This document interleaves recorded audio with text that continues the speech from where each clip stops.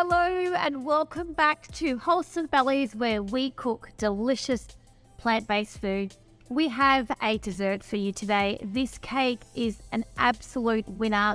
Lemon polenta cake. It sounds a little strange, but I promise you, bear with me, you will make this cake on repeat. So we're going to use 3 flours today. This is great for the gluten-free fans out there, or you've got friends coming that are gluten-free. We're using polenta, almond flour and a plain flour. So 3 combinations of flours to make this incredible lemon-flavoured cake. Please use rich flavoured olive oil. This is an Italian cake, so let's become more Italian. A beautiful rich olive oil will give you that lovely bowl flavour. All right, so I want you to grab 2 bowls. We've got our dry ingredients and our wet. We're going to pop all of our wet into one bowl.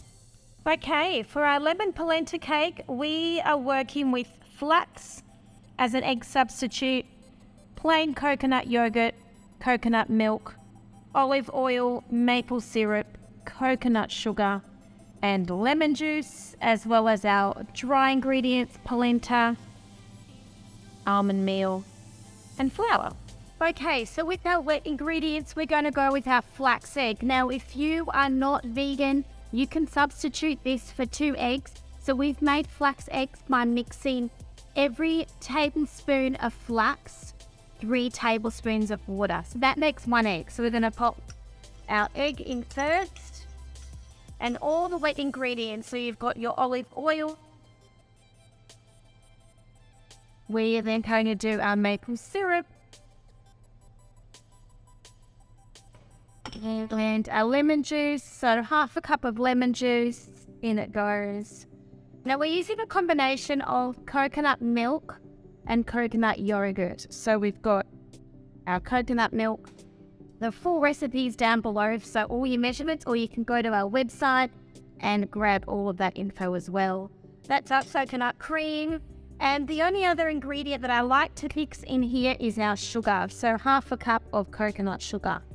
So give that a really good mix. Make sure it's well combined. In fact, what I might do is grab a whisk and get rid of all of those lumps, that coconut milk and cream, mix it around. Okay, so we'll pop that one aside and let's grab our bowl for our dry ingredients.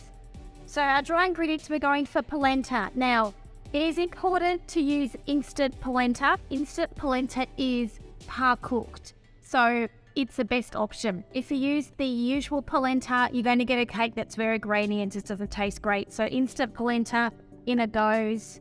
Our almond flour. I use almond flour. You can use almond meal. Almond flour is blanched, a little bit more refined, so a little bit finer. Almond meal will be great as well. And our flour, just plain flour, gluten-free, excellent option here. And then we have our baking powder and our baking sodas. Stir, combine that all together. Get rid of any lumps. If you want to sift it to get rid of some of the lumps, that's a great idea as well. Some gluten-free flours are a little lumpier, so they do require some sifting. I'm a fairly no fuss kind of cook, so where I can take shortcuts, I can take shortcuts.